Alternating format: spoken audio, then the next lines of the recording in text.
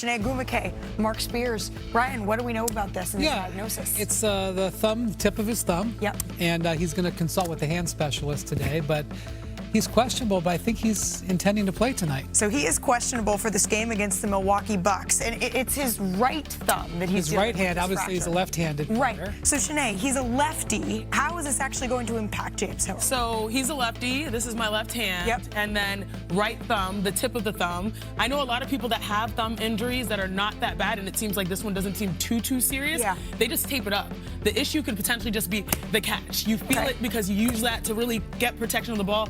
But this guy is basketball savvy, so if he's available, that means that it's probably in a better situation than most. So this is going to happen when he's catching the ball, Shanae, more so than when he's shooting it. Can you show us the difference? Yeah, so when he catches it, you need all hands to catch the ball because no one throws perfect passes 100% of the time, right? They're going to be here, you're going to have to grab it, and you're going to use some force behind it. All right. Now, when you shoot, it's a little bit softer because your offhand is what guides it and does not really dictate where the ball goes. So if he's able to hopefully, I'm assuming tape it up. Right. I've seen countless players play with a taped up, messed up little bit thumb. All right, so I've talked to a couple of folks around the Cavaliers this morning and around James Harden, and it seems, Brian, that they're hoping that this is a pain tolerance issue. But he is meeting with several other specialists here just to make sure that, as Shanae says, this is the only extent of this is to tape up that thumb and it's not displaced or something more. Yeah, that's the key. It's not displaced, and so, if it was another finger, you'd buddy wrap, but you can't really buddy wrap your thumb. You need it. But, there's optimism that he's avoided serious injury, the folks that I've talked to. Also, we'll point out Donovan Mitchell and Evan Mobley will be out for tonight. Mobley coming off a calf injury. This is the 5th game in 7 nights. But, James Harden, we're in an era where not all-star players play every game. James Harden has a reputation of playing through stuff. 5 games in 7 nights. Again, as long as he gets the clearance from the hand specialist, what I'm told is he's going to try to play tonight's game. Okay. One thing he's done incredibly well is made Mobley and Jared Allen much better. So many alley-oop passes, easy buckets.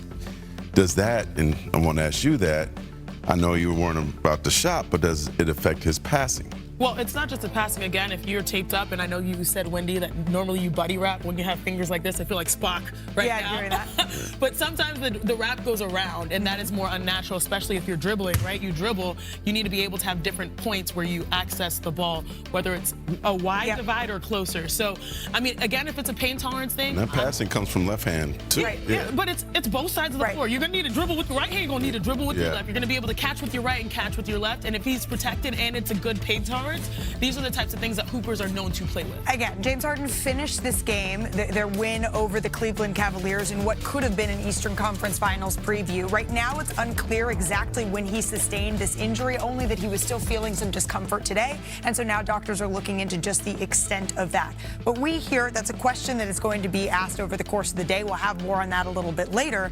But Shanae, we're sitting here in Los Angeles. We are. You have a ball. I do. And there is one question that is circling around this city. Shoot! Why did Luka shoot that shot? And that is where we head now with Luka, LeBron putting the loss in Los Angeles. Let's pick up their high. What did you see on the last possession there coming out of the timeout? I know I was open, but I just thought I was a little bit far. Try to take one dribble closer. Probably shouldn't have picked up the ball.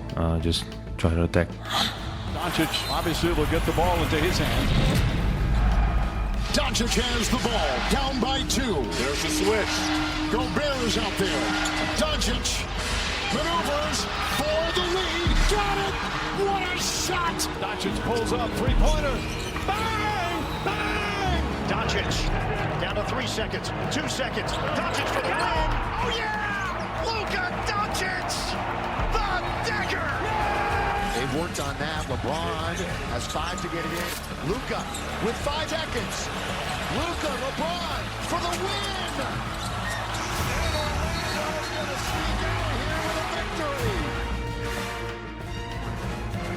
All right, so as I was trying to say there, the Los Angeles Lakers, Luka saying that he didn't really see the shot. We've seen him take that place on the floor a couple of times. But there was a lot of game to be played before we got to that point. So, Shanae, we're going to pick this up in the second quarter. The Lakers up by 9. Your favorite word, right? You like to do the impression. Oh, man. Blocked by James! Blocked by James. It never gets old. LeBron James, his signature chase down block there. And then the Lakers. Oh, that was a takeoff move. Watch your head. Los Angeles building on their lead here in the third quarter. Final minutes of the third quarter here.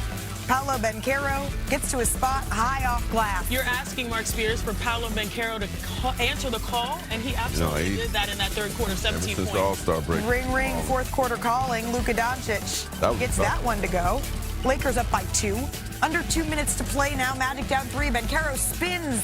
And was on. Some way, somehow, gets that one to drop. You can see that LeBron's a little frustrated there. And then Desmond Bane, this is why they got him, Shanae. This is exactly why they got him. You don't come off of the strong side shooter. But Knock it he's down. not a heater as of late. The triple. All right, it's a 1-point game now. Just lost sight of LeBron there. Yep. I mean, that's when you start thinking, like, maybe the ball's on their side. And yet, you gotta box out Wendell Carter Jr., able to get this one to go, and the Magic take a 1-point lead. And then the play heard around the world. 7 seconds left, same score. Luka turns down the shot, gives a little bit of a grenade to LeBron there. The triple, no good. Luka is as wide open as he can get here, Brian. Look, they didn't need 3 points. This was a very inventive play by J.J. Redick. It generated an awesome shot, but it was 28 feet from the basket. They didn't need 3. They did not. And yet LeBron was forced to take one in the final seconds, a heave that didn't go. So the Magic hang on to win by 1. Here's Luka and LeBron on that final possession. Hey, Luka, what did you see on the last possession there coming out of the timeout? I know I was open, but I just thought I was a little bit far. Try to take one dribble closer. Probably shouldn't picked up the ball. Just try to attack. I'm not sure. I mean, obviously you have to ask Luka what he saw on that, but I thought he had a good look, and it looked like he kind of just lost his balance. You know, didn't have a rhythm with the ball, whatever the case may be, and it kind of allowed him to get back in front of him. You know, I was kind of off balance when he gave it to me. I thought he had a great look, but no, that's what I look. That's my POV. Did you and LeBron have any communication about the final play after it was over? When you passed it to him, did you think he had a shot, or did you recognize that it was kind of be a tough opportunity? I mean, I just saw him open. I didn't want to lose the ball, and we didn't have timeouts, you know. But like I said, you know, shouldn't have picked up the ball. I should attack. I thought I was getting a clean look, but that's it. All right, so it seems like Luka and LeBron weren't necessarily on the same page, Brian. We hear the reaction all over Los Angeles, but what was yours? Okay, so this was we didn't have the full play on there, but J.J. Redick sort of ran a football play. He had all the players in the backcourt.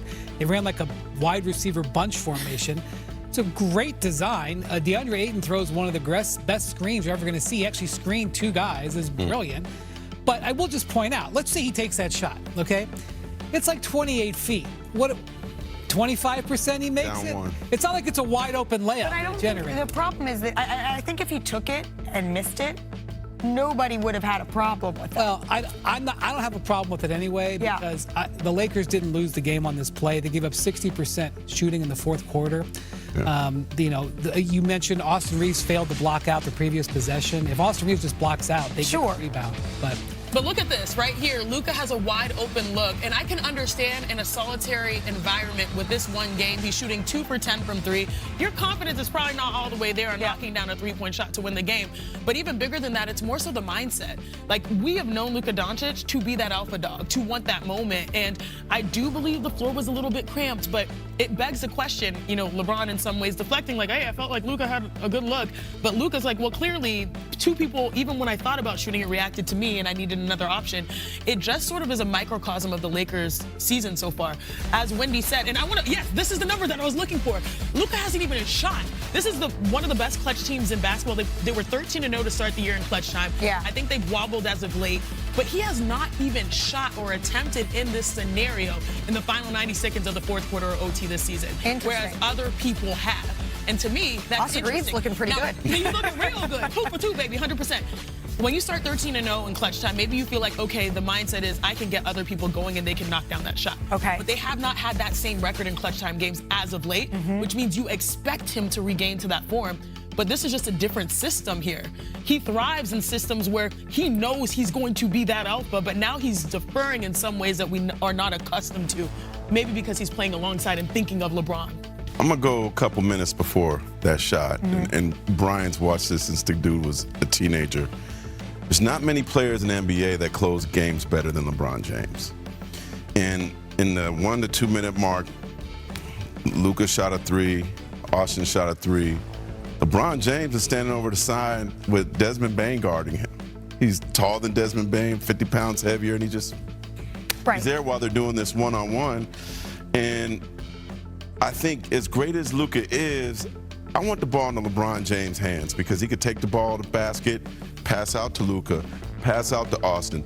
I don't think he should have taken the ball out at the end of the game. I think he should have got the ball at the You're end. talking about the margins that are sort of, that's what you were saying before that. And he's a great closer, and he didn't get a chance to close. The strange thing is that when LeBron, Luka, and Austin Reeves are on the court together this year, the Lakers are actually a terrible offensive team. Not subpar. Genuinely bad. And it doesn't make sense because these guys are all awesome scorers. In fact, when Luka and Reeves are on the court together, they're like, per 100 possessions, they're like plus 12. When the three of them are on the court together, they're minus 8. That's a 20-point spread. Right. When LeBron is on the court with any other 4 Lakers besides Luka and LeBron, or Luka and Reeves, they're plus 7.5 over 100. That's a great thing.